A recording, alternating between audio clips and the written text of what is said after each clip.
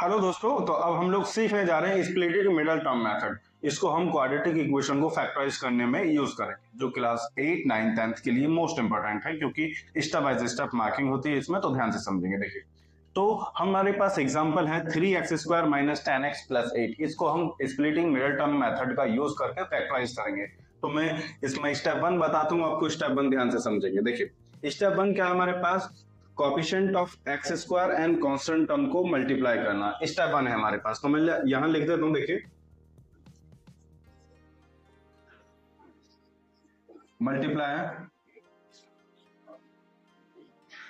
Coefficient of x², जो हमें कितना गिवन है यहाँ पर 3 है, और किसके साथ मल्टीप्लाई करना है उसको, कांस्टेंट के साथ।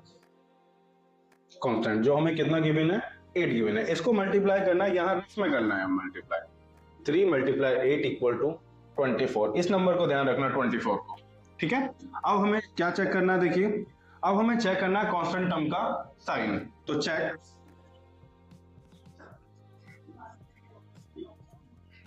Constant term sign.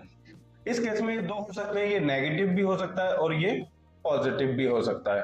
तो ये हमारे वाले एग्जांपल में पॉजिटिव है, तो देखिए पॉजिटिव केस में क्या करेंगे हम लोग, अगर साइन पॉजिटिव होता है तो पॉजिटिव का मतलब हमें क्या चलना है, बिलो जाना है। और बिलो, बच्चों बिलो का मतलब है कम करना, अभी समझ में आएगा ये भी।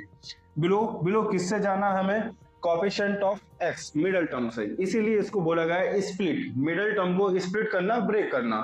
तो बिलो किससे करना है हमें, कोएफिशिएंट ऑफ x के साथ। कोएफिशिएंट ऑफ x जो हमारे पास कितना है, 10 है। ठीक है, ये सभी हमें रफ में करना है। तो देखिए हमारे पास अब हमें क्या करना है, 10 से बिलो जाना है। कोएफिशिएंट ऑफ x 10 है, 10 से क्या चलना है, हमें बिलो जाना है बच्चों, बिलो जाना है। तो देखिए 10 से बिलो, बिलो का मतलब एक कम करना है हमें। बिलो 10 से एक कम क्या होगा, 9-1। देखो ये जो, अगर मैं 9 को और 1 को प्लस करूंगा, प्लस या माइनस करूंगा, तो देखिए हमारे पास क्या आएगा, 10 आएगा। ठीक है, लेकिन इन दोनों का मल्टीप्लीकेशन 24 आना चाहिए। ठीक है, तो 9 बन जा 9, 24 अभी नहीं आया, तो अभी हम इसको ऐसे रहने देंगे। एक और बार बिलो चलेंगे, तो 9 से बिलो क्या होगा, 8-2, दोनों की मल्टीप्लाई कीजिए, 8 to 16, 24 नहीं आया है, बट देखिए इनका अगर मैं सम करूं तो सम 10 आ जाता है। ठीक है, तो अभी एक और बार बिलो चलेंगे। अब 8 से बिलो क्या होगा, 7-3। देखिए दोनों को मल्टीप्लीकेशन कीजिए, 7 3 जा 21, अभी 24 नहीं आया। एक और बार चलिए, देखिए 6-4, 6 4 जा 28, और अगर 6 का और 4 का सम करूंगा तो सम भी कितना आता है हमारे पास, 10 आता है। तो इसका मतलब मैं अब देखिए इसको स्प्लिट करना चाह रहा हूँ, इसको 10 को स्प्लिट करना चाह रहा हूँ 6 में और 4 में, 6 और 4 में स्प्लिट करना चाहता हूँ। देखिए यहाँ पर स्टेप 4 क्या करना हमें, बाकी सभी टर्म्स को एज इट इज लिख देना है हमें, बस हमें इसको मिडिल टर्म को स्प्लिट करना है। देखिए कैसे करेंगे, 3x² 10x को देखिए मैं स्प्लिट कर रहा हूं, -6x माइनस 4x और +8 एज इट इज। समझ में आया। देखिए 10 को मैंने किस तरह, -10 है तो -10 है, दोनों साइन नेगेटिव ही रहेंगे, क्योंकि -10 और -6 -4 मिलकर -10 हो जाएंगे।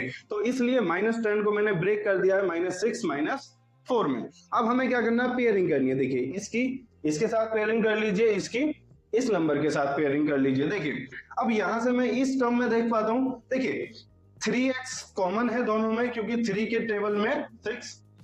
टेबल में 6 भी आता है और x दोनों के पास है। तो 3x यहां से हम क्या करेंगे, कॉमन लेंगे तो यहाँ x² की वजह से x बचेगा हमारे पास, माइनस का साइन एज इट इज लगाएंगे।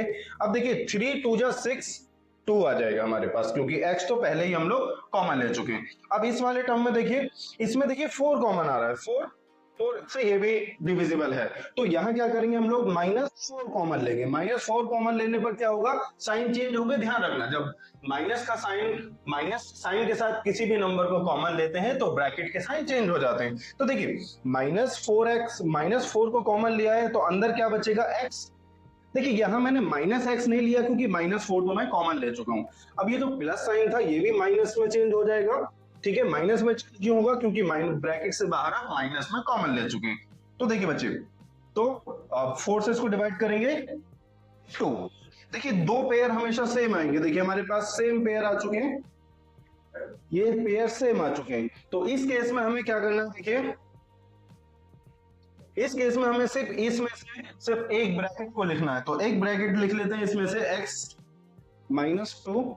दूसरा क्या होगा, देखिए इस ब्रैकेट के बाहर क्या है हमारे पास 3x, तो यहां लिख देंगे 3x ब्रैकेट के अंदर, और इस ब्रैकेट के बाहर क्या है -4, तो -4 यहां लिख देंगे। यही इसके फैक्टर्स आ चुके, ठीक है। चलिए अब हम लोग समझते हैं अगर साइन यहां पर नेगेटिव हो तो क्या करेंगे। चलिए एग्जांपल लेते हैं और समझते हैं।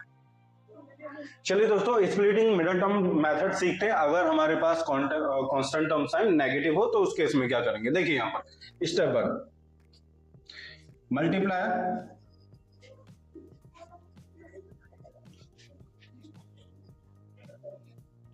कोएफिशिएंट ऑफ एक्स स्क्वायर, जो हमारे पास इस केस में 2 है, एंड साथ में कांस्टेंट टर्म,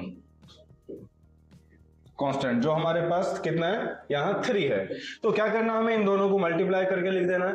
2 × 3 = 6। इस 6 को ध्यान में रखना है आपको। अब हमारे पास क्या है, second step, check constant term sign.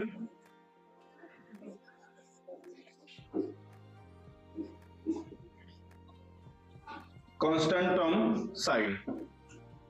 अब देखिए हमने पिछले एग्जांपल में देखा कि यहाँ पॉजिटिव था, इस केस में यहाँ नेगेटिव है, तो नेगेटिव है तो देखिए क्या करेंगे, नेगेटिव साइन है, नेगेटिव के केस में क्या चलेंगे बच्चों, अबव जाएंगे, और अबव किससे जाएंगे, मिडल टर्म से। मिडल टर्म क्या है यहाँ पर, कोएफिशिएंट ऑफ एक्स, ठीक है, मिडल टर्म है कोएफिशिएंट ऑफ एक्स से अबव चलेंगे। देखिए बच्चों, तो अबव जाना है हमें कोएफिशिएंट ऑफ एक्स, जो हमारे पास कितना है यहाँ पर इस केस में 5 है, ठीक है। चलिए अब बाकी रफ में आ जाते हैं। तो देखिए हमारे पास नेगेटिव था, नेगेटिव में अबव जाना, अबव किससे जाना है, हमें 5 से अबव जाना है। तो देखिए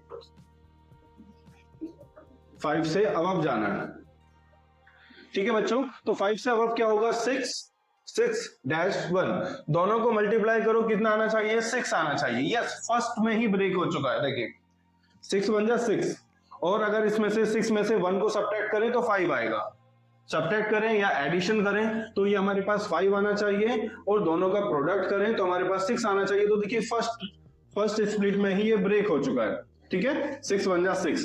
तो आप देखिए मैं इस 5x को ब्रेक कर रहा हूं, यहां ध्यान से देखेंगे, 2x² -